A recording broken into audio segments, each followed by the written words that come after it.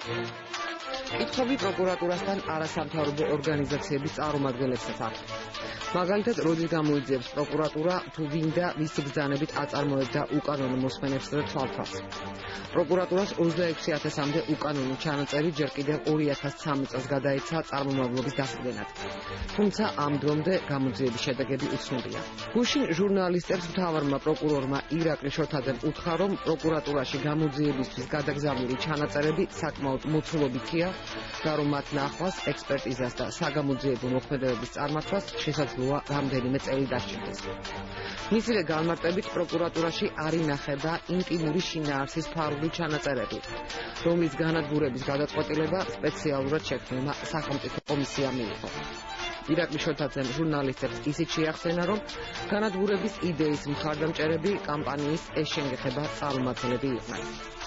რამდენად სწორი იყო გადაწყვეტილება უკანონო ჩანაწერების ნაწილის განადგურების შესახებ? შეუქმნის თუ არა ეს პრობლემას გამოძიებას?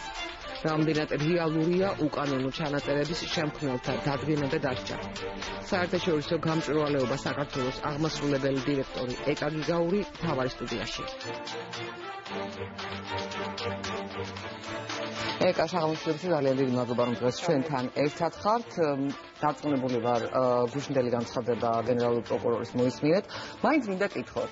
დღეს, როცა ამდენი დრო გავიდა, როდესაც რაღაც ამდენი კითხვები გაისმის თუ არ გაისმის, რამდენად დარწმუნებული ხართ, რომ 2013 წლის აგვისტოში სახელმწიფო კომისიის მიერ მიღებული გადაწყვეტილება აი იმ 200 ფაილის განადგურების შესახებ, რომელიც იყო აგრეთვე ინტიმური სცენები ჩაწერილი ფარულად, იყო სწორი და რომ ეს ხელს არ შეუშლის გამოძიებას, როგორც ამბობს გენერალური პროკურორი. კიდევ ერთხელ მოგესალმებით, მადლობა მოწვევისთვის.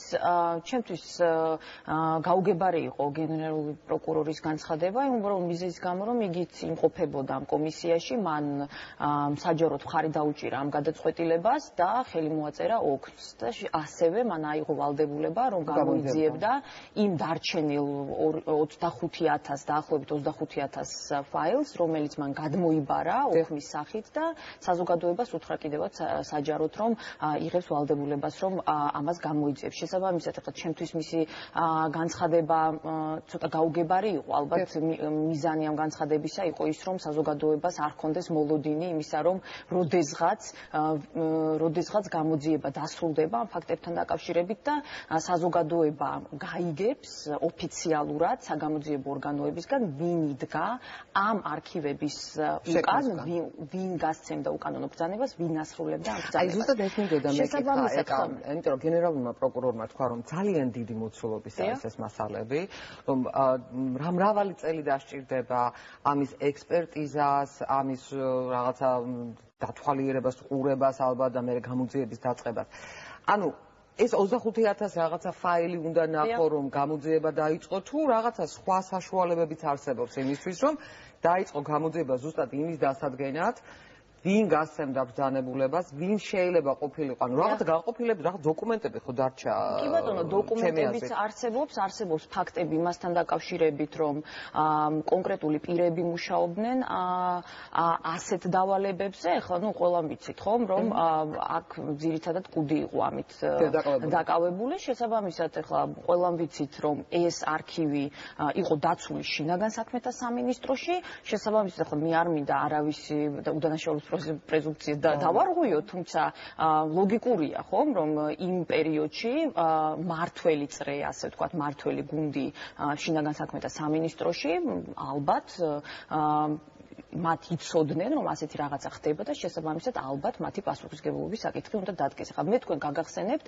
იმ გამოძიებას, რომელიც დაიწყო სამხედრო პოლიციასთან დაკავშირებით, მაშინ ზუსტად ამ გამოძიების შედეგ იქ იყო ერთი ვიდეო ფაილი და ზუსტად აი ამ ერთი ვიდეო ფაილის მეშვეობით გამოძიება გავიდა ძალიან ბევრ პირზე და მათ შორის ბატონო მეგის ქარდავას წარედგინა ბრალი, ხომ, კონკრეტულ დანაშაულთან დაკავშირებით. შესაბამისად, როდესაც ერთი ფაილი შესაძლებელია რომ ვიღაცის პასუხისგებლობა დადგეს, ძალიან მარტივი იქნება ალბათ 25,000-ით რომ იგივე ტიპის პასუხისგებლობა დადგეს სხვა პირებთან დაკავშირებით. რატომ არა, რატომ ამბობენ რომ ამას წლები სჭირდება, ეს ასეთი ადგილი არ არის? იმიტომ რომ ძალიან მარტივად არის აქ საქმე, იმიტომ რომ იმისთვის რომ გამოძიება დასრულდეს, რა თქმა უნდა გამოძიებამ უნდა ისაუბროს არა მხოლოდ იმ პირებზე, რომლებიც ამაში იყვნენ ჩართულები, არამედ იმ მეთოდებზე, რომელიც გამოიყენებოდა, ძალიან მარტივად რომ ვთქვათ, მაგალითად, როდესაც ჩანაწერები ხორციელდებოდა სასტუმროებში, შესაბამისად იმ სასტუმროებიდანაც ასევე ვიდეოები და ვიდეოტექნიკა უნდა ამოღებული იქნას. და თუ კი ეს ვიდეოტექნიკა არ არის ამოღებული და არ იქნება ამოღებული, შესაბამისად ეს სისტემა იარსებებს, რომელიც იყო ძალიან ისეთი კარგად დაწყობილი სისტემა, რომელიც შეიძლება გამოიყენოს ნებისმიერმა ხელისუფლებამ, რომელსაც ექნება სურვილი, რომ ეს გამოიყენოს. მე ძალიან მარტივ ახსნას ვაძლევ ამ ყველაფერს. ეხლა რაც შეეხება თვითონ ამ ინტიმური სახის ვიდეოებთან დაკავშირებით, ამ შემთხვევაში ჩვენ ვიხელმძღვანელეთ საერთაშორისო პრაქტიკით, მაშინ როდესაც ასეთი ტიპის ინფორმაცია პირზე არის უპირატესი და შესაბამისად სახელმწიფომ უნდა იზრუნოს იმისთვის, რომ ეს არ იყოს არასოდეს გამოყენებული ამ ადამიანების წინააღმდეგ. თუმცა ასევე უნდა ითქვას, რომ დღეს ჩვენი კანონმდებლობით და ზოგადად საერთაშორისო პრაქტიკითაც ინფორმაცია იმასთან დაკავშირებით, თუ ვისთან გაქვს ინტიმური კავშირი და ინფორმაცია იმასთან დაკავშირებით, თუ რა სახის ინფორმაციას პირი იღებს, მაგალითად, ექიმისგან, ან რა ტიპის კომუნიკაცია და რაზე საუბრობს პირი, მაგალითად, მოძღვართან, ეს არის ერთი და იგივე. შესაბამისად, პირის პასუხისგებლობა ნებისმიერ შემთხვევაში დადგება. იმ შემთხვევაშიც თუ კი ეს პირი ახორციელებს უკანონო თვალთვალს რომელიმე მოქალაქეზე და იგებს თუ ვისთან აქვს ინტიმური ურთიერთობა ამ მოქალაქეს, ან თუ კი იგებს ის ინფორმაცია, თუ რას ეუბნება ის მაგალითად თავის მოძღვარს, ან თავის ექიმს, ან კიდევ ადვოკატს, რომელიც ასევე უფრო მძიმე დანაშაულია. შესაბამისად, ჩვენი კანონი ძალიან მარტივია ამ პირების, ან ფაქტიურად კანონისთვის ის რაც დარჩა და ის რაც განადგურდა, იყო ერთი და იგივე.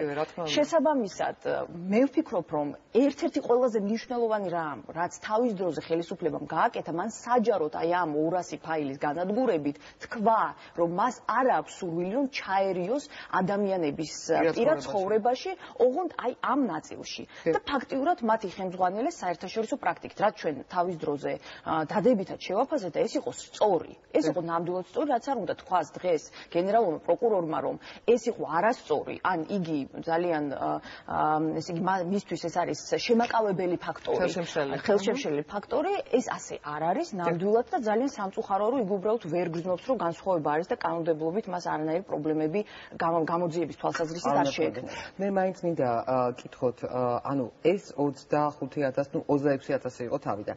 ეს არის ყველა ის ჩანაწერი აღმოაჩინეს აი იმ რაღაცა კასში, რომელიც სადღაც იპოვეს, თუ კიდევ სადღაც იყო შენახული და ხომ არ გაქვთ ვარაუდი, რომ არ არის გამორიცხული, რომ კიდევ სადღაც რაღაცა ჩანაწერები ინახებოდეს. ძალიან კარგი კითხვაა, იმიტომ რომ ხშირ შემთხვევაში საზოგადოება საგამოძიებო ორგანოებს შეყავთ შეცდომაში.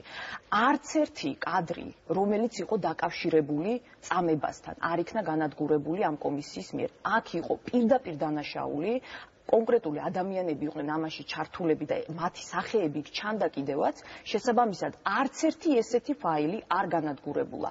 ამიტომ ამ მიმართულებით გამოძიება მიმდინარეობდა, დასრულდა კიდევაც და კონკრეტული პირების პასუხისმგებლობაც დადგა. ასევე ეს კიდევ ერთხელ ვამბობ, ეს არ არის არქივი, რომელიც აღმოაჩინეს კასრებში. ეს არის არქივი, რომელიც ძალიან კარგად იყო სისტემატიურად იყო დაცული შინაგან საქმეთა სამინისტროში და აქ არის საუბარი მხოლოდ ამ არქივზე. სხვა შემთხვევაში ახლა მსგავსი მცირე ტიპის არქივები ასევე არსებობდა თავდაცვის სამინისტროში, აქ თავდაცვის სამინისტროში არსებული პოლიცია, თავდაცვის პოლიცია იყო ჩართული აი ესეთი ტიპის კომპრომატების შეგროვებით და შესაბამისად ეს კიდევ სხვა გამოძიება და სხვა საკითხია, რომელიც ასევე ცალკე შესწავლის საგანი უნდა გახდეს.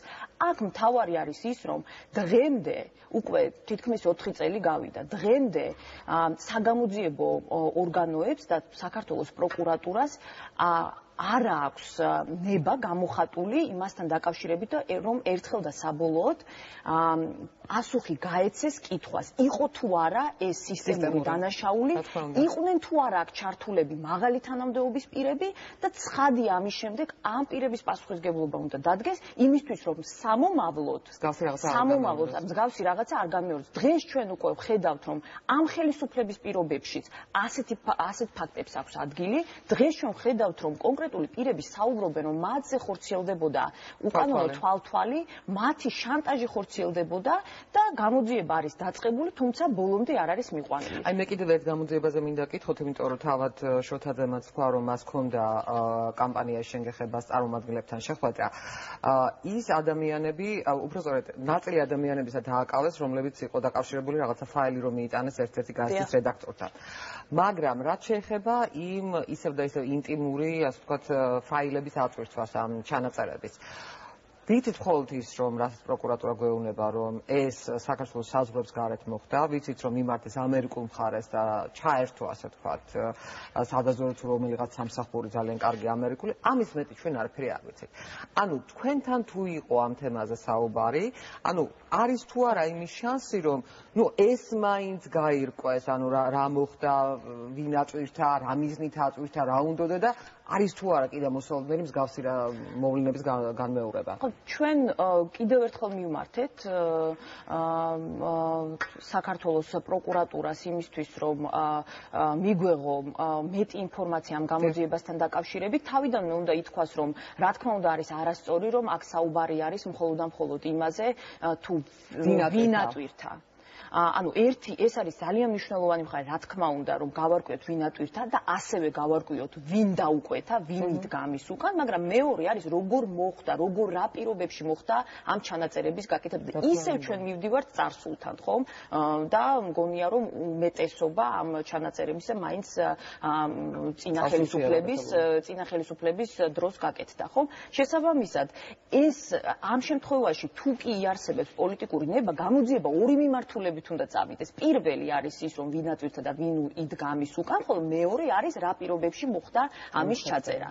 და ეს არის ძალიან სამწუხარო, ხო ჩვენ ვთხოვეთ ასევე დამატებით ინფორმაცია მოეწოდებინა ჩვენთვის საგამოძიებო ორგანოებს, თუმცა პასუხი ვერ მივიღეთ იმ მომენტში, როდესაც ასე ვთქვათ, ტემპერატურა იყო აწეული და ჩვენ აქციებს ვაწყობდით და აბსოლუტურად ყველა გამოგვეხმაურა და საზოგადოებისგან დიდი მხარდაჭერა ჰქონდა. მაშინ ჩატარდა ზუსტად ის ბრიფინგი, როდესაც საუბარი იყო, რომ კონკრეტული პირებიც ასევე იქნან დაკავებულები და ისინი უწინ მუშაობდნენ შინაგან საქმეთა სამინისტროში. მაგრამ კიდევ ერთხელ ვამბობ, დღეს ჩვენ არ ვიცით მათი, ანუ რა ტიპის ბრალი წაეყენათ, მათ რამდენად შორს არის წასული გამოძიება. კიდევ ერთხელ ვამბობ, ვისი დავალებით იქნებოდა ეს უზარმაზარი არქივები, ვინ იყვნენ ის ადამიანები, ვინ გასცემდნენ ამ სისტემატიურად ამ ბრძანებებს და ვინ ქმნიდა ამ უზარმაზარ ქსელს და ამ ქსელის, აი ნამდვილად ახლა ჩვენ როდესაც ამ კომისიაშიც და სხვა გამომძიებლებისგანაც, რომელსაც ვინც ადრე იყო ჩართული ამ გამოძიებაში, მაგალითად ქალბატონი მაია მწარიაშვილისაც შევხვდით ჩვენ, ხო?